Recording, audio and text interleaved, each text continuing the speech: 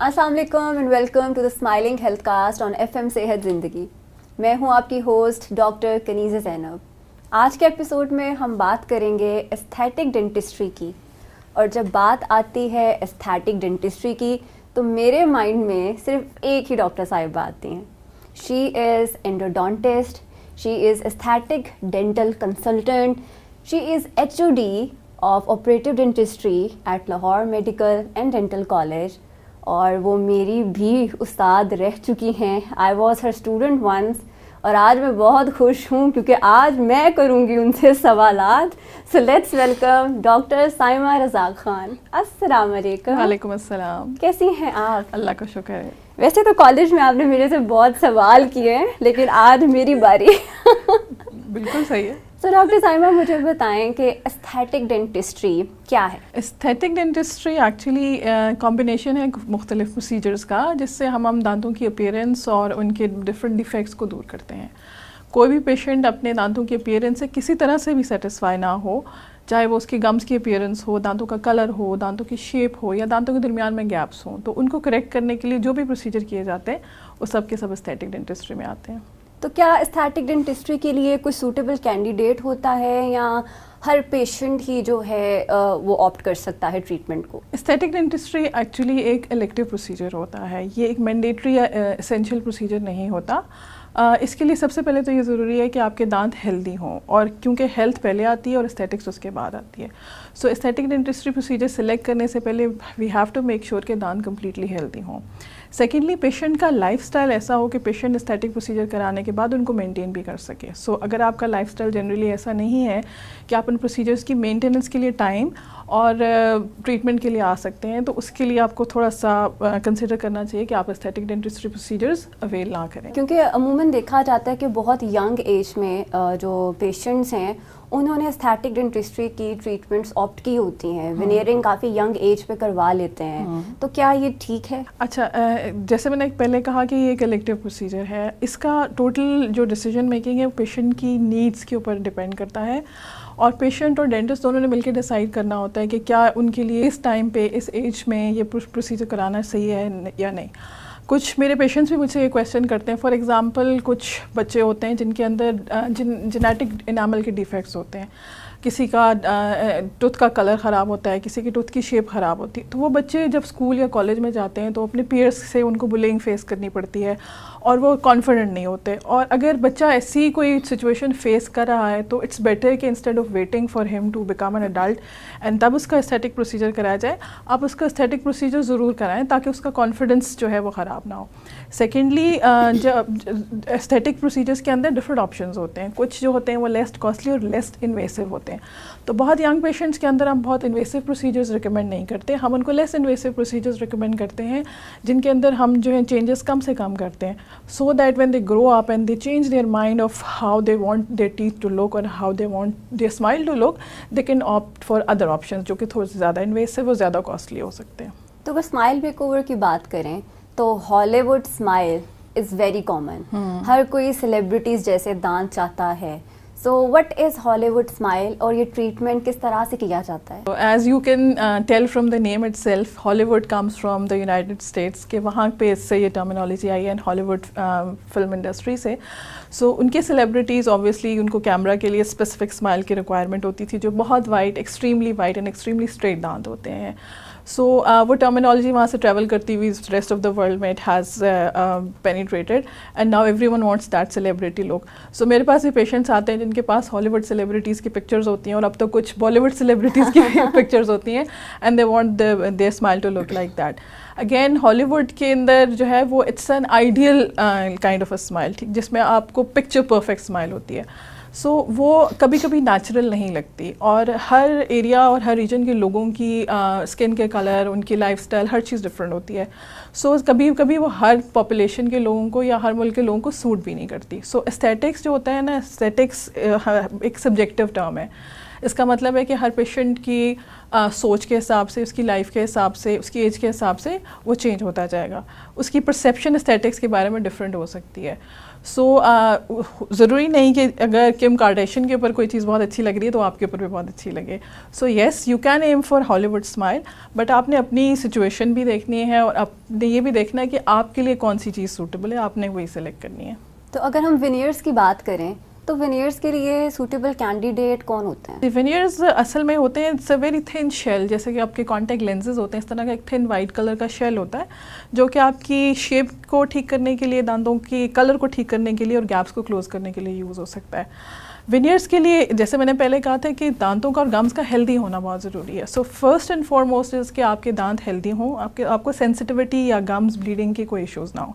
Second, आपके दांत जो है उनके अंदर मैल ओक्लूजन यानी कि उनकी अलाइनमेंट जो है वो ख़राब ना हो. अलाइनमेंट के जो थोड़े बहुत ख़राबी होती है वो तो हम विनियर से ठीक कर सकते हैं, लेकिन एक ग्रॉस मैल अलाइनमेंट होती है जो कि ब्रेसेस के बगैर ठीक नहीं होती. सो अगर पेशेंट की अगर इस तरह की मैल अलाइनमेंट है तो पहले उसको वो वाला ट्रीटमेंट करना पड़ेगा, फिर वो विनियर के लिए सूटेबल होगा. इसके अलावा आपके दांतों के अंदर जो विनियर हैं वो आपके इनामल के साथ जाके अटैच होते हैं. सो एनामल की अवेलेबिलिटी और एनामल की क्वालिटी एंड क्वांटिटी ये दोनों इंपॉर्टेंट है. अगर आपके दांतों में एनामल एसिडिटी की वजह से ख़राब हो चुका हुआ है, एक्सेसिव ब्रशिंग या वाइटनिंग टूथपेस्ट के एक्सेसिव इस्तेमाल से ख़राब हो चुका हुआ है, या कैविटीज़ की वजह से ख़राब हो चुका हुआ है और आप अपने आधे से ज़्यादा एनामल को लूज़ कर चुके हुए हैं, तो आपके दांतों के साथ एनामल विनियर अटैच नहीं होगा. सो इस सिचुएशन के अंदर भी आप जो पेशेंट है वो सूटेबल कैंडिडेट नहीं होगा विनियर्स का. इसके अलावा वो सारे लोग जो कि बहुत मोटिवेटेड हैं to have a good appearance, जिनकी पब्लिक अपीयरेंसेस होती हैं, जो अगेन मैंने कहा अपनी ओरल हेल्थ को मेंटेन करने के लिए रेगुलर विजिट्स करने में बिल्कुल इंटरेस्टेड हैं, वो बिल्कुल सूटेबल कैंडिडेट्स हैं विनियर्स के लिए. तो क्या विनियर्स आर परमानेंट सोल्यूशन या इनकी कोई लाइफ शेल है? अच्छा, लिटरेचर में जो कोट की जाती है लाइफ इसकी दैट्स 15 to 20 ईयर्स जनरली के इतना लास्ट करते हैं. बट मैंने ये ऑब्ज़र्व किया है कि specially with the female patients वो बहुत जल्दी उनका माइंड चेंज होता है. So usually they come back to change the colour और द शेड और the shape of the veneer in 5 to 7 years. वो कहती हैं कि आप इसको चेंज कर लें. एंड ऑल्सो रिप्लेसमेंट कॉमनली की जाती है. सो अगर आप कम्प्लीटली उनको मेंटेन करें, आपने आपके दांतों में गैप्स मजीद नहीं हुए, आपने अपनी गम्स की हेल्थ को मेंटेन किया, कोई कैविटीज़ डेवलप नहीं हुई, एनामल डैमेज नहीं हुआ, तो आपके veneers up till 20 years last कर सकते हैं. It all depends upon maintenance. और अगर आप खुद से चेंज कराना चाहें तो आप कभी भी चेंज करा सकते हैं. तो क्या विनियर्स करने से पहले हर दांत की रूट कनाल की जाती है? जैसे कि क्राउन्स में अक्सर होता है कि क्राउन लगाने से पहले रूट कनाल डेंटिस्ट रिकमेंड करते हैं, तो क्या विनियर्स लगाने से पहले भी रूट कनाल कंपलसरी है? नहीं, बिल्कुल भी नहीं. ये एक मिसकंसेप्शन है कि विनियर्स के से पहले रूट कैनाल करनी ज़रूरी है. जैसे मैंने पहले कहा कि विनियर्स जो होते हैं वो एक बहुत थिन लेयर होती है, और जब थिन लेयर होती है उसके लिए हमें बहुत थोड़ी सी स्पेस चाहिए होती है. सो अगर हमें स्पेस हम ज़्यादा क्रिएट करने के लिए हमें रूट कैनाल करनी पड़े तो बेहतर है कि हम उसकी विनियर की बजाय क्राउन कर लें. सो अगर आप विनियर्स कर रहे हैं तो आपकी सूटेबिलिटी जो है वो इसी बात पर डिपेंड करती है कि आपको बहुत कम हिस्सा दांत का रिमूव करना पड़ेगा. सेकंड, क्योंकि विनियर ने एनामल के साथ आके अटैच होना है, तो अगर हम बहुत ज़्यादा उस क्राउन को ट्रिम कर देंगे तो एनामल तो सारा ख़त्म हो जाएगा, तो विनियर दांत के साथ अटैच नहीं होगा. अगर किसी ने उनके दांतों को बहुत ज़्यादा ट्रिम किया है तो they are not doing a veneer preparation, वो विनियर नहीं बना रहे, वो क्राउन बना रहे हैं. जी. तो विनियर्स की टाइप्स भी होती हैं, कुछ लैब मेड हैं, कुछ क्लिनिकल मेड हैं, तो दोनों में से कौन सा विनियर जो है इज़ रिकमेंडेड? क्योंकि अक्सर मैं देखती हूँ अब तो अमूमन सोशल मीडिया पे भी वीडियोस देखने को मिलती हैं कि वो चेयर साइड पे ही विनियर प्रेप करके तो बॉन्ड कर देते हैं. तो क्या वो विनियर जल्दी डिस्कलर नहीं होगा as compare to the lab veneer? अच्छा, ये 3 तरह के होते हैं. एक वो जैसे आप कह रही हैं कि जो चेयर साइड पे हम उसी वक्त बना के उसकी शेपिंग करके उसकी कंटूरिंग करके कॉम्पोजिट के साथ करते हैं, उसको हम डायरेक्ट विनियर्स कहते हैं, जो कि सेम मटेरियल होता है जो कि वाइट कलर की फिलिंग्स के अंदर यूज़ होता है. सेकंड टाइम होता है सेमी डायरेक्ट. सेमी डायरेक्ट के अंदर भी ऑलमोस्ट सेम मटेरियल यूज़ होता है, बट उसमें एक एक्स्ट्रा स्टेप ये होता है कि वो हमें लैब को भेजना पड़ता है. और थर्ड टाइप जो होती है वो होता है इनडायरेक्ट विनियर, जो सेरामिक मटेरियल से बन सकता है. उसमें पोर्सलिन भी हो सकता है, उसमें ईमैक्स भी हो सकता है. सो इसी रेंज के अंदर इनकी कॉस्ट भी वेरी करती है. जो डायरेक्ट वाले हैं वो सब लीस्ट कॉस्टली हैं और इनडायरेक्ट पोर्सलिन वाले मोस्ट कॉस्टली हैं. सो डिस्कलरेशन जो होती है वो जो सबसे कम प्राइस वाले हैं, क्योंकि हमें पता है कि जितनी प्राइसी चीज़ होती है उतनी उसकी क्वालिटी अच्छी होती है. सो उसके अंदर हो सकती है. बट अगेन जितने भी कॉस्मेटिक प्रोसीजर्स हैं, चाहे वो डायरेक्ट हो इनडायरेक्ट हो, किसी तरह के विनियर्स हो, it all depends on maintenance and case selection. अगर डेंटिस्ट ने केस सिलेक्शन करते हुए ये नहीं देखा कि गम्स ब्लीड करते हैं पेशेंट के और उसको ट्रीट नहीं किया, और during the procedures gum bleed किए या आफ्टरवर्ड्स गम ने कंटिन्यू किया to bleed, they are going to cause discoloration. इसी तरह अगर पेशेंट ने अपने लाइफस्टाइल के अंदर चेंजेस नहीं की, जो कि यूजली बहुत कम पेशेंट्स कर पाते हैं, like smoking, excessive intake of coffee and Cokes and dark beverages, तो उसकी वजह से भी वो डिस्कलरेशन होगी। बट अगर क्वेश्चन ये किया जाए कि डायरेक्ट और इनडायरेक्ट में से किस में ज़्यादा होगी, तो ऑब्वियसली डायरेक्ट में ज़्यादा होगी। लेकिन डायरेक्ट का ये फ़ायदा होता है कि उसमें हमें टूथ को कम से कम ट्रिम करना पड़ता है, तो उसमें हमारे पास बहुत ज़्यादा ऑप्शंस होते हैं कि हम उसको क्विकली रिप्लेस भी कर सकें। लेकिन फिर मैं इस बात पे स्ट्रेस करूँगी कि जो भी प्रोसीजर कॉस्मेटिक डेंटिस्ट्री के अंदर कराया जाए उसमें मेंटेनेंस बहुत इंपॉर्टेंट है। तो विनेयर्स में अक्सर पेशेंट से सुनने को मिलता है कि जो उनके डेंटिस्ट ने मना किया है कि विनेयर से वो एप्पल बाइट नहीं कर सकते, कि विनेयर जो है वो जल्दी टूट जाएगा। हाँ। तो क्या ये सच है? नहीं, ये बिल्कुल सच नहीं है। देखिए जी, ये विनेयर की जो डेंटिस्ट की एक्सपीरियंस के ऊपर बहुत डिपेंड करता है और जो मटेरियल यूज़ किया है उसके ऊपर बहुत डिपेंड करता है। अब जब आपने विनियर को बहुत अच्छी तरह बॉन्ड कर दिया इनामल के पास और आपकी केस सिलेक्शन इतनी अच्छी थी कि आपका विनियर बहुत स्ट्रांगली अटैच हो गया दांत के साथ, और क्योंकि वो बहुत थिन लेयर है तो उसको एक्सेसिव लोड से बहुत ज़्यादा फ़र्क नहीं पड़ेगा। हाँ, कुछ एक्सट्रीम केसेस आपने ये नहीं कि कोई लोहे की चीज़ें चबा लें तो ऑब्वियसली उससे ख़राब हो जाएगा, लेकिन नॉर्मल आपकी डेली लाइफ की जो डाइट है वो बिल्कुल विनियर्स को ख़राब नहीं करती। कौन सा विनियर जो है वो रिमूव होगा जो उसके नीचे टूथ की सपोर्ट नहीं होगी। जब डेंटिस्ट विनियर को डिज़ाइन कर रहा होगा तो उसके दिमाग में ऑब्वियसली ये बात होगी कि मैंने इसको बहुत अच्छी सपोर्ट प्रोवाइड करनी है ताकि ये रिमूव ना हो। अगर जो डेंटिस्ट जिसकी एस्थेटिक डेंटिस्ट्री में ट्रेनिंग हुई है और वो डेली बेसिस पे ये प्रोसीजर करता है, तो with experience they become very good at selecting a good case and then designing it. लेकिन अगर एक डेंटिस्ट जो महीने में या 2 महीने में एक केस करता है तो ऑब्वियसली उनको कभी कभी भूल भी जाता है और कभी उनसे प्रॉपर केस सिलेक्शन नहीं हो पाती।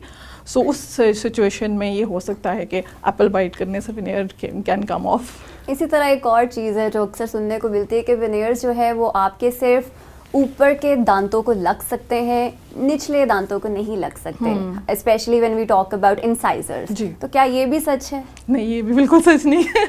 आपको पता नहीं कौन इन्फॉर्मेशन है। अक्सर घूम फिर के मरीज आते हैं ये पेशेंट्स के अंदर इस तरह की it is very good that you are asking these questions ताकि ये लोगों के कॉन्सेप्ट्स क्लियर हो जाएं। अच्छा जी, विनियर जो मैंने कहा ना, आप किसी किस्म के डेंटल डिफेक्ट्स हैं, कलर के हैं, शेप के हैं और स्पेसेस के हैं, वो आपने ठीक कर सकते हैं आप विनियर्स के साथ। ज़रूरी नहीं कि वो सिर्फ ऊपर वाले दांतों में हो या फ्रंट वाले दांतों में, वो दांतों में कहीं भी हो सकते हैं। जब आप स्माइल करते हैं तो आपकी स्माइल में जितने भी दांत नज़र आते हैं उन सब पे विनियर्स हो सकते हैं। और जो यूजुअली स्माइल मेकओवर का प्रोसीजर होता है उसमें हम पहले पेशेंट को कहते हैं कि वो स्माइल करे, और जब वो स्माइल करता है तो फिर डेंटिस्ट ऑब्जर्व करता है कि कितने दांत उसके विजिबल हो रहे हैं ड्यूरिंग वाइट स्माइल, और वो सारे के सारे स्माइल मेकओवर में इंक्लूड होते हैं जिनके ऊपर विनियर्स लगाए जाते हैं। तो अगर स्माइल में मोलर्स भी विजिबल हो रहे हैं तो क्या हम मोलर्स पे क्राउन करेंगे या मोलर्स पे भी विनियर होंगे? इट्स माई पर्सनल ओपिनियन कि आपको विनियर्स ही करने चाहिए, क्योंकि विनियर सिर्फ आपने एक साइड वाली सरफेस के ऊपर करने हैं, अनलेस पेशेंट की माल ओक्लूजन हो और उसके ऊपर एक्सेसिव लोड्स आ रहे हैं तो फिर आपको क्राउन करना चाहिए। लेकिन अगर उसकी नॉर्मल बाइट है और उसने एक्सेसिव लोड्स नहीं पड़ने उस विनियर के ऊपर तो फिर कोई ज़रूरत नहीं है कि आप बहुत एक्स्ट्रा टूथ को कट ऑफ करें और उसके ऊपर फिर क्राउन लगाएं। तो अगर एस्थेटिक डेंटिस्ट्री की बात करें तो क्या ये मिथ है कि एस्थेटिक डेंटिस्ट्री सिर्फ दांत की एस्थेटिक्स को या लुक्स को फोकस करती है, not the functions? Her problem के लिए एस्थेटिक डेंटिस्ट्री नहीं होती, कुछ प्रॉब्लम्स के लिए होती है। कुछ एस्थेटिक प्रॉब्लम्स आपके फंक्शन को भी अफेक्ट करते हैं। फॉर एग्जांपल, अगर दांतों में गैप्स हैं और उसमें खाना फंस रहा है, फूड इम्पैक्शन हो रही है, that is a big functional problem. तो जब आप विनियर से उस गैप को क्लोज करेंगे तो वो ऑटोमेटिकली प्रॉब्लम ख़त्म हो जाएगी।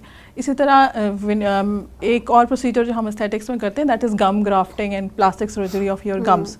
अगर गम्स के अंदर भी फूड पैक हो रहा है या पेशेंट को इरिटेशन हो रही है, अगर प्लास्टिक सर्जरी से हमने उसको ठीक कर लिया है तो पेशेंट की लाइफ बड़ी कंफर्टेबल हो जाएगी।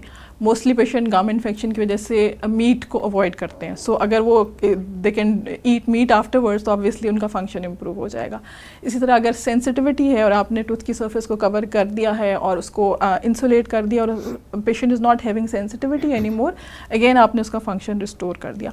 केस टू केस डिपेंड करता है, ये एस्थेटिक्स और फंक्शन दोनों को ट्रीट कर सकता है। ये सिर्फ एक कम्प्लीटली एस्थेटिक प्रोसीजर नहीं होता कि जिसमें सिर्फ हम लुक्स को चेंज करते हैं। ऑब्वियसली लुक्स के साथ साथ हम बाकी चीज़ों को भी देखते हैं।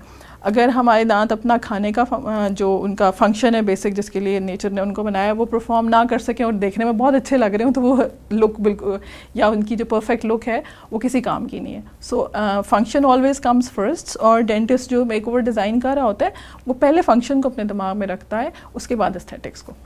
अच्छा, अगर मसूड़ों की बात करें तो मसूड़ों का काला होना, डिस्कलरेशन जो पेशेंट्स को होती है, इसका क्या ट्रीटमेंट ऑप्शन है? अगेन डिस्कलरेशन जो होती है मोस्टली या तो स्मोकर्स के अंदर होती है, या यंग फीमेल्स एंड मेल्स के अंदर जेनेटिक रीजंस के अंदर होती है, हार्मोनल इम्बैलेंसेस की वजह से हो सकती है। कुछ फैमिलीज़ के अंदर it runs in the families. Lip की भी डिस्कलरेशन रहती है, गम्स की भी डिस्कलरेशन होती है। सो बेसिकली ये जो डिस्कलरेशन होती है ये आपकी जो गम्स की ऊपर वाली लेयर होती है उस तक लिमिटेड होती है। तो जो इसका ट्रीटमेंट है वो बेस करता है कि हमने ऊपर वाली लेयर को रिमूव करना है। अब रिमूव करने के लिए हमारे पास सर्जिकल ऑप्शन भी है, जिसमें हम सर्जिकली उसको रिमूव कर सकते हैं या लेज़र के थ्रू उसको रिमूव कर सकते हैं, और जब वो हील होती है तो वो दोबारा आपका नेचुरल पिंक कलर के अंदर हील होती है। लेकिन इसमें अगेन ये प्रॉब्लम होती है कि हम जिस भी इस तरह की कंप्लेन को ट्रीट करें, उसका जो रूट कॉज है अगर हम उसको ठीक ना करें तो डिस्कलरेशन दोबारा हो जाएगी। किसी का अगर हार्मोनल इम्बैलेंस है और वो ट्रीट नहीं हुआ और उसके गम्स के अंदर पिगमेंटेशन हुई थी, उसने लेज़र करा लिया या सर्जिकल प्रोसीजर करा लिया, तो वो दोबारा हो जाएगी। स्मोकर्स ने अगर स्मोकिंग नहीं क्विट की तो वो डिस्कलरेशन भी कुछ अर्से के बाद वापस आ जाएगी। सो रीज़न को और जो प्रॉब्लम है दोनों को इकट्ठा ट्रीट करना ज़रूरी है। तो अगर टीथ वाइटनिंग की बात करें तो क्या लेज़र ब्लीचिंग ये सेफ प्रोसीजर है? अच्छा, लेज़र ब्लीचिंग हर तरह की जिसको हम टूथ वाइटनिंग भी कहते हैं, ये सारे सेफ प्रोसीजर्स हैं, provided they are done in a manner जिसमें सारी जो प्रोटोकॉल्स हैं वो कम्प्लीटली फॉलो किए जाएँ। सो ब्लीचिंग बेसिकली आपके कलर को, टूथ के कलर को चेंज करती है, और कोई भी ब्लीचिंग का प्रोसीजर ऐसा नहीं है जो कि दांतों को इरिवर्सिबली डैमेज करे। सो ज़्यादातर प्रोसीजर्स लेज़र के हो या किसी और मेथड से यूज़ किए जाए, सबके सब सेफ़ हैं। क्योंकि अक्सर पेशेंट्स का ये कहना है कि लेज़र करवाने के बाद सेंसिटिविटी बढ़ गई है, तो इसकी क्या वजह है? क्या वो अनट्रेंड हाथों पे गए हैं या कुछ ब्लीचिंग किट्स ऐसी होती हैं जो कि ऑल्टर कर देती हैं? अभी तक जितनी मैंने बातें की उनमें सबसे जो मैं बार बार कहती जा रही हूँ वो है experience and case selection. Case selection क्यों इम्पॉर्टेंट है? पेशेंट अगर पहले से उसको जनरली सेंसिटिविटी है, इसका मतलब है कहीं ना कहीं इनामल डैमेज हुआ है, या उसके लाइफ टाइम में कोई ऐसी चीज़ है उसके दांतों को सेंसिटिव कर रही है, और वो कंटिन्यू करेगा ऑब्वियसली ब्लीचिंग के बाद भी, तो सेंसिटिविटी होगी। ब्लीचिंग में बेसिकली क्या होता है कि ऑक्सीजन होती है वो पेनिट्रेट करती है टूथ के अंदर, वो जो डार्क चीज़ें होती हैं दांतों के साथ अटैच हुई होती हैं उनको रिमूव करती है। सो इससे एक टेम्परेरीली एक प्रेशर सा जनरेट होता है जिसकी वजह से सेंसिटिविटी हो सकती है। बहुत लो ग्रेड सेंसिटिविटी नॉर्मल बात है, ये किसी में भी हो सकती है, और ज़रूरी नहीं कि हर पेशेंट में हो, कुछ पेशेंट्स में हो सकती है। लेकिन अगर पहले से सेंसिटिविटी है या आपका इनामल डैमेज हुआ हुआ है तो फिर आपको ब्लीचिंग नहीं करानी चाहिए। सो अगेन जब आपका डेंटिस्ट आपके दांतों को एग्जामिन करेगा तो उसको देख के पता चल जाएगा कि क्या ये पेशेंट सूटेबल कैंडिडेट है वाइटनिंग के लिए या नहीं। इसके अलावा ब्लीचिंग के अंदर ये देखना ज़रूरी है कि वो जो डिस्कलरेशन हुई है वो या येलोनेस या पेलनेस है वो किस वजह से है। मोस्ट ऑफ द टाइम्स जो इनामल होता है वो हमारे दांतों की जो वाइट कलर होता है वो उसकी के लिए रिस्पॉन्सिबल होता है। तो इनामल नहीं है तो नीचे दांत जो है डेंटिन एक्सपोज हुई होती है वो वैसे ही सेंसिटिव होते हैं। तो उसमें जब आप ब्लीचिंग करेंगे तो उसके दो नुकसान होते हैं। एक तो ये कि डेंटिन की ब्लीचिंग करने के बाद बहुत जल्दी वो वाइट कलर ख़त्म हो जाता है और दोबारा दांत फेल हो जाते हैं। Second, obviously they are going to become sensitive. So again case selection important है। डेंटिस्ट के लिए ज़रूरी है कि वो अच्छी तरह पहले एग्जामिन कर ले और फिर पेशेंट को प्रिस्क्राइब करे वाइटनिंग। तो जो दांतों के ऊपर वाइट स्पॉट्स होते हैं जी, अमूमन कहा जाता है कि ये कैल्शियम की कमी है, जबकि वो फ्लोरोसिस है। तो ये फ्लोरोसिस क्या है और ये वाइट स्पॉट्स किन पेशेंट्स में पड़ते हैं और इनका क्या ट्रीटमेंट ऑप्शन है? अच्छा जी, वाइट स्पॉट्स जो होते हैं वो डिफरेंट रीजंस की वजह से हो सकते हैं। वो अगेन जैसे फैमिली में वो किसी के थे, पेरेंट्स में किसी के अंदर वाइट स्पॉट्स थे, वो हो सकते हैं। कुछ पेशेंट्स के अंदर जब कैविटी स्टार्ट हो रही होती है तो उसका जो पहला फेज़ होता है उसके अंदर भी वाइट स्पॉट्स अपीयर हो सकते हैं। कुछ पेशेंट्स के अंदर जैसे आपने बताया कि फ्लोराइड का एक्सपोजर ज़्यादा होता है, जिन इलाकों में पानी के अंदर फ्लोराइड की क्वांटिटी ज़्यादा होती है तो वहाँ पे लोगों के दांतों के अंदर वैसे वाइट स्पॉट्स डेवलप हो जाते हैं। सो ये वाइट स्पॉट्स जो होते हैं ये डिफरेंट पैटर्न्स के अंदर होते हैं। कभी वो कुछ हिस्सा दांतों का कवर करते हैं और कभी वो सारे दांतों के ऊपर हो सकते हैं। सो इसका ट्रीटमेंट के अंदर हम वाइटनिंग भी कर सकते हैं, लेकिन वाइटनिंग में आप सिर्फ वो हिस्सा वाइट होगा जो ऑलरेडी येलो है, और जो वाइट वाला पोर्शन है वो इफेक्ट नहीं होगा। सो कुछ अर्से बाद रिवर्स हो जाएगा और वो बैचेस दोबारा नजर आने शुरू हो जाएंगे। सो इसका बेस्ट ट्रीटमेंट यही है कि आप उसको विनेयर से कवर करा लें। अच्छा, आजकल एक टूथपेस्ट बहुत वायरल है, हर पेज पे, टिकटॉक पे, इंस्टाग्राम पे उसके बारे में जो है रिव्यूज़ देखने को मिल रहे हैं, पर्पल टूथपेस्ट, कि ये टूथपेस्ट लगाएं और दांतों को वाइट करें। तो क्या ये वाकई में इफेक्टिव है या it's just a marketing tool? सबसे पहली बात तो ये कि वो टूथपेस्ट नहीं है। टूथपेस्ट क्या होता है? टूथपेस्ट के अंदर दो चीज़ें होनी ज़रूरी हैं। एक तो वो कैविटीज़ को कंट्रोल करे, दूसरा वो गम्स के इन्फेक्शन को कंट्रोल करे। सो ये जो प्रोडक्ट है जो पर्पल कलर की है, it's not a toothpaste, it's a tooth whitening system. उसमें इनमें से कोई, दोनों में से कोई चीज़ नहीं है। अच्छा। सेकेंडली के दांत का कलर जो है वो वाइट करने के लिए बेस्ट ऑप्शन जो डेंटल ऑफिस के अंदर वाइटनिंग होती है वही है। ये टेम्परेरीली दांतों के साथ अटैच हो जाता है। सो एक डाई है, it's kind of a dye. वो आपको एक इल्यूजन देता है कि आपके दांत वाइट हो गए। थोड़ी देर के लिए वो वाइट लगते हैं, लेकिन कुछ देर बाद फिर येलो होना शुरू हो जाते हैं। अच्छा, अगर टीथ वाइटनिंग की बात करें तो कुछ टोटके भी हैं जो घर में लोग इस्तेमाल करते हैं। तो क्या घर बैठे हम दांतों को सफ़ेद कर सकते हैं? अच्छा, घर में मोस्टली लोग जो हैं लेमन, बेकिंग सोडा इस तरह की चीज़ें इस्तेमाल करना पसंद करते हैं, क्योंकि घर में जो भी ये करेगा वो डेंटिस्ट नहीं है। सो उनको नहीं पता कि जो दांत का कलर ख़राब हो रहा है वो किस वजह से हो रहा है। मोस्टली जैसे मैंने बताया, दांत का कलर एनामल के ख़त्म होने से ख़राब होता है, या कैविटीज़ की वजह से ख़राब होता है, या कोई डिफेक्ट होता है एनामल का, उसकी वजह से ख़राब होता है। तो आप टेम्परेरीली दांतों को वाइट तो करेंगे, लेकिन उसके साथ साथ आपके टूथ की जो सबसे वैल्यूएबल चीज़ है, जो आपका एनामल है, आप वो लूज़ करते जाएंगे। और उसके नतीजे में थोड़ी देर के बेनिफिट की रिजल्ट में आपको मिलेगी सेंसिटिविटी, आपको मिलेगी परमानेंट डिस्कलरेशन। क्योंकि ये सारी चीज़ें ये क्या करती हैं कि एनामल को एब्रेड करती हैं, डिज़ोल्व करती हैं। जैसे कि एसिड्स होते हैं जो कि लेमन के अंदर होता है, वो एसिड जो है एनामल को डिज़ोल्व करता है। इसी तरह चारकोल पेस्ट आजकल बहुत पॉपुलर है वो, और इस तरह जो बेकिंग सोडा है वो क्या करते हैं कि बहुत एग्रेसिवली रब करते हैं दांतों को। सो जो उसकी रगड़ होती है उससे टेम्परेरीली वो ऊपर वाली लेयर तो उतर जाती है, लेकिन कुछ अर्से के बाद क्योंकि वो रफ़ हो गया, तो रफ़ टूथ या रफ़ एनामल जो होता है वो पिगमेंट्स को और ज़्यादा अट्रैक्ट करता है, तो वो पहले से ज़्यादा पेल हो जाते हैं। तो इस वजह से उसके दो साइड इफ़ेक्ट्स होते हैं, सेंसिटिविटी एंड मोर डिस्कलरेशन। सो ये बिल्कुल भी सूटेबल मेथड्स नहीं है, और इनको आप बिल्कुल शॉर्ट टर्म यानी कि एक या दो दफ़ा यूज़ करें, इसके अलावा बिल्कुल यूज़ ना करें। तो कौन सी टूथपेस्ट है जो पेशेंट्स को ऑप्ट करनी चाहिए? ऐसे कौन से इंग्रेडिएंट्स जो हैं हमें सिलेक्ट करने चाहिए जब हम टूथपेस्ट खरीदने जा रहे हैं? जी जी। क्योंकि अमूमन लोग जो है वो प्राइस देख के टूथपेस्ट यूज़ करते हैं। जी बिल्कुल सही बात है, लोग प्राइस के बारे में बहुत कॉन्शियस होते हैं, लेकिन आपने देखना है कि जैसे मैंने बताया टूथपेस्ट के दो ही काम है, या तो वो आपको कैविटी से बचाए या आपको गम इन्फेक्शन से बचाए। सो अगर आपके दांतों में कैविटीज़ और गम इन्फेक्शन नहीं है तो आप कोई सा भी टूथपेस्ट यूज़ कर लें, क्योंकि टूथपेस्ट जो है उसने क्लीनिंग के लिए आपको एक डिटर्जेंट प्रोवाइड करना है ताकि ब्रशिंग इफेक्टिवली हो सके। सो अगर आपके दांतों में कैविटीज़ हैं तो आपको ऐसा टूथपेस्ट सेलेक्ट करना चाहिए जिसमें फ्लोराइड है, और अगर आपके दांतों में गम इन्फेक्शन है तो जो स्पेसिफिकली गम्स की ट्रीटमेंट के लिए टूथपेस्ट है वो डेंटिस्ट से प्रिस्क्राइब करके आपको यूज़ करने चाहिए। इस तरह के टूथपेस्ट जो कि मेडिकेटेड होते हैं वो आपने लॉन्ग टर्म या इंडेफिनेटली यूज़ नहीं करने। सो डेंटिस्ट के पास जाने का दोबारा से ये फ़ायदा होगा कि वो आपको बताएगा कि आपने ये टूथपेस्ट दिन में कितनी दफ़ा यूज़ करना है और कितने अरसे के लिए यूज़ करना है। अगर आपके दांत हेल्दी और आप एक ऐसा टूथपेस्ट लेना चाहते हैं जो कि पूरी फैमिली इस्तेमाल करे, तो ऐसा हर टूथपेस्ट जिसके अंदर कंप्लीट फैमिली टूथपेस्ट या टोटल कैविटी प्रोटेक्शन इस तरह की चीज़ें लिखी हों, वो वाले टूथपेस्ट आप यूज़ कर सकते हैं जो आपको प्रोटेक्ट करेंगे फ्यूचर में कैविटी से और गम इन्फेक्शन से। क्योंकि हमारे यहाँ प्रैक्टिस में अक्सर पेशेंट्स तब आते हैं जब दांत में दर्द होता है या इन्फेक्शन हद तक फैल चुका होता है और सेंसिटिविटी भी इंतहा की होती है, बट वो घर बैठे ही कुछ टूथपेस्ट का इस्तेमाल कर रहे होते हैं सेंसिटिविटी को क्योर करने के लिए। तो अगर सेंसिटिविटी की बात करें तो क्या ट्रीटमेंट ऑप्शंस हैं जो पेशेंट्स को ऑप्ट करनी चाहिए? सेंसिटिविटी, पहले तो रीज़न कि जो रीज़न है जिससे सेंसिटिविटी होती है वो उसको रिमूव करना है। मोस्टली रीज़न होती है कुछ लोगों के गैस्ट्रिक प्रॉब्लम्स होते हैं, उसकी वजह एसिडिटी की वजह से वो एसिड आपके एनामल को डिज़ोल्व कर रहा होता है, तो अपने गैस्ट्रोएंटरोलॉजिस्ट को कंसल्ट करें, उस प्रॉब्लम को ट्रीट कराएं।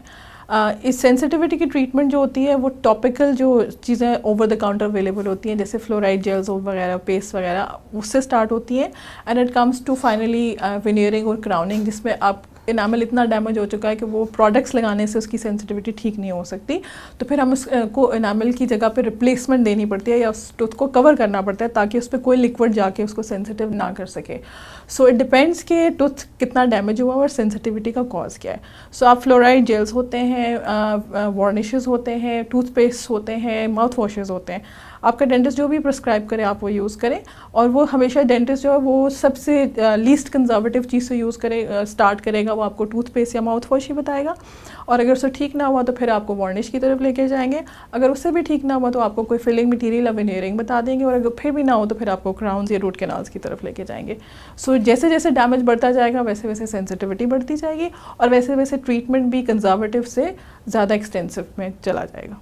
तो जिन पेशेंट्स की रूट एक्सपोजर होता है जी, उनके लिए क्या ट्रीटमेंट ऑप्शंस हैं? अगर दांत मजबूत है तो निकालना तो रिकमेंडेड नहीं है अगर दांत स्ट्रॉन्ग है और वाइटल टूथ है, बट उनकी जड़ एक्सपोज हो चुकी हुई है और उस जड़ एक्सपोज होने की वजह से उन्हें ठंडा गर्म लग रहा है, तो उस केस में एस्थेटिक क्या ऑप्शंस हो सकते हैं? ये जो प्रॉब्लम है स्टार्ट होती है गम्स की रिसेशन के साथ। तो गम्स की रिसेशन की डिफरेंट स्टेजेस होती हैं। गम्स का बेसिकली फंक्शन क्या होता है कि हमारे दांत जो होते हैं वो थोड़े से ट्रायंगुलर शेप के होते हैं और उनके दांतों के दरमियान वाली स्पेस को गम्स ने कवर किया होता है, रूट्स को गम ने कवर किया होता है।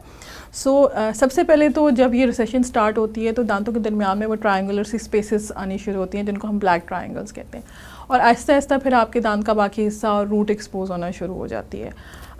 ये गम इन्फेक्शन की वजह से भी हो सकता है, और ये किसी इस तरह की मैकेनिकल चीज़ से जैसे बहुत ज़ोर से ब्रशिंग करना या कोई आपके दांत में ऐसा प्रोसीसिस लगा हुआ है जो कॉन्स्टेंटली वहाँ पर जाके गम को आपके ट्रॉमा दे रहा है, तो उसकी वजह से भी गम रिसीड कर सकता है। सो पहले तो आप देखेंगे कि क्या कॉज है जिसकी वजह से ये प्रॉब्लम हो रही है। जो पहली स्टेज है जिसके अंदर सिर्फ वो ब्लैक ट्रायंगल्स होते हैं तो उसको हमें कुछ करना यूजुअली नहीं पड़ता, और इसके लिए आजकल बहुत अच्छा सोल्यूशन आया हुआ है जो कि फिलर्स, जो डर्मल फिलर्स होते हैं, हाइलुरोनिक एसिड, उसको हम उस गम के अंदर इंजेक्ट करके उस स्पेस को दोबारा फिल कर सकते हैं। लेकिन जैसे जैसे गम और नीचे आता जाएगा तो वैसे वैसे ट्रीटमेंट ऑप्शंस चेंज होते जाएंगे। अगर थोड़ा सा एरिया रूट का है और एक्सपोज हुआ है और सेंसिटिविटी हो रही है तो आप उसको सिर्फ सेंसिटिविटी को कंट्रोल करेंगे। अगर ज़्यादा एरिया एक्सपोज हो गया तो उसके अंदर हो सकता है कि आपको फिर पेरिडोंटल प्लास्टिक सर्जरी जैसे मैंने कहा था या ग्राफ्टिंग, इस तरह के कुछ प्रोसीजर्स करके गम को दोबारा वहाँ पे लाना पड़े। गम और इनामल अगर एक दफ़ा डैमेज हो जाए तो वो रीग्रो नहीं करते हैं, सो हमेशा हमें उसको रिप्लेस करना पड़ता है।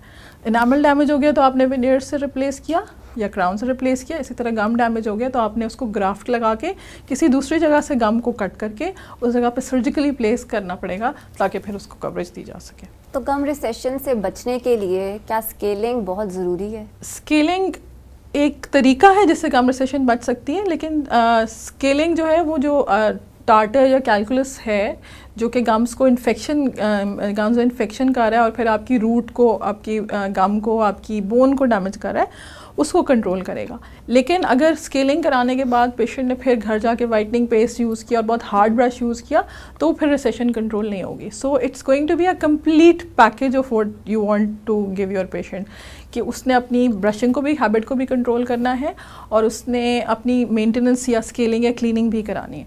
अच्छा, इसमें ब्रशिंग में एक और बात ये भी है कि जो कुछ लोग होते हैं जो बहुत एग्रेसिवली ब्रश करते हैं, अपनी हैंड की फोर्स को और मूवमेंट को नहीं कंट्रोल कर पाते। सो ऐसे पेशेंट्स के लिए बेहतर होता है कि वो इलेक्ट्रिक टूथ ब्रश यूज़ करें, क्योंकि इलेक्ट्रिक टूथ ब्रश जो अच्छी क्वालिटी के होते हैं उनके अंदर ये ऑप्शन होता है कि जब आप बहुत एक्सेसिव फोर्स लगाते हैं तो उसमें बीप आती है या वो रुक जाता है। सो उससे पेशेंट को पता चल जाता है कि वो बहुत ज़्यादा फोर्स से ब्रश कर रहा है। तो मैनुअल टूथ ब्रश से बेहतर होता है कि ऐसा टूथ ब्रश यूज़ किया जाए। सो उस तरह आप इसको प्रिवेंट कर सकते हैं। स्केलिंग जो है वो आपका रेगुलर मेंटेनेंस प्रोसीजर्स है, और अगर आप प्रोन हैं टू गम इन्फेक्शन या excessive deposits of calculus and plaque तो आपको स्केलिंग तो हर हाल में करानी चाहिए। और जो पेशेंट्स वेनियर्स के लिए सूटेबल कैंडिडेट्स नहीं हैं बट वो अपने एस्थेटिक्स को इम्प्रूव करना चाहते हैं, या लेट्स सपोज अगर उनके स्माइल जोन में कोई दांत मिसिंग है, तो हमारे पास क्या ऑप्शंस हैं जो हम पेशेंट्स की पॉकेट को देखते हुए उन्हें ऑफ़र कर सकते हैं? अच्छा, वैसे बेस्ट ऑप्शन तो इसमें यही है कि अगर एक टूथ मिसिंग है तो आप उसको इम्प्लांट के साथ ट्रीट करें, so that is going to give you the best results. But अगर आप इम्प्लांट अफोर्ड नहीं कर सकते तो फिर ऑब्वियसली हमारे पास दूसरा ऑप्शन बच जाता है कि हम उसको प्रोस्थेसिस या डेंटल ब्रिज दें। ब्रिज के अंदर ये होगा कि आपको उसकी साइड पे एक या दो दांतों की रूट कैनाल का डिसीजन लेना पड़ेगा, और ऑब्वियसली इलेक्टिव प्रोसीजर होगा क्योंकि हमने उस ब्रिज के लिए सपोर्ट क्रिएट करनी है, और उसके बाद फिर आप उसको ब्रिज से ट्रीट कर सकते हैं। इससे भी कम कॉस्टली लेकिन जो लीस्ट एक्सेप्टेबल है वो है कि रिमूवेबल डेंचर्स जो यूजली हमारे बहुत एल्डरली लोगों ने पहने हुए होते हैं वो वाले हैं। लेकिन अगर आप यंग एज के हैं और आप एस्थेटिक्स के बारे में कंसर्न हैं तो I think implant best option है। तो डॉक्टर साइमा, सोशल मीडिया पे एक वेनियर्स का ऑल्टरनेट सोल्यूशन भी जो है काफ़ी वायरल हुआ था, स्नैप ऑन, कि वन साइज़ फिट्स ऑल। तो क्या ये वाकई में इफ़ेक्टिव है कि एक ही ट्रे हम ऑर्डर करें और वो हर कोई पहन सके, क्योंकि डेफिनेटली हर एक का दांत और हर एक का स्ट्रक्चर डिफरेंट है। तो ये स्नैप ऑन किस तरह से काम करते हैं, या ये बिल्कुल एक फेक ट्रीटमेंट है? इसका सिंपल जवाब यही है कि अगर आप किसी कपड़ों के स्टोर में जाएं, वहाँ पे सिर्फ एक ही साइज़ हो, तो क्या सब लोग वो साइज़ ले सकते हैं? तो ऑब्वियसली सब लोग वो साइज़ नहीं ले सकते, क्यों? Because every human being is different, सबकी एनाटमी डिफरेंट होती है, तो एक चीज़ सबको फिट नहीं आती। सो सिंपल आंसर ये है कि स्नैप ऑन हर एक के लिए नहीं होता और हर एक को फिट नहीं होता।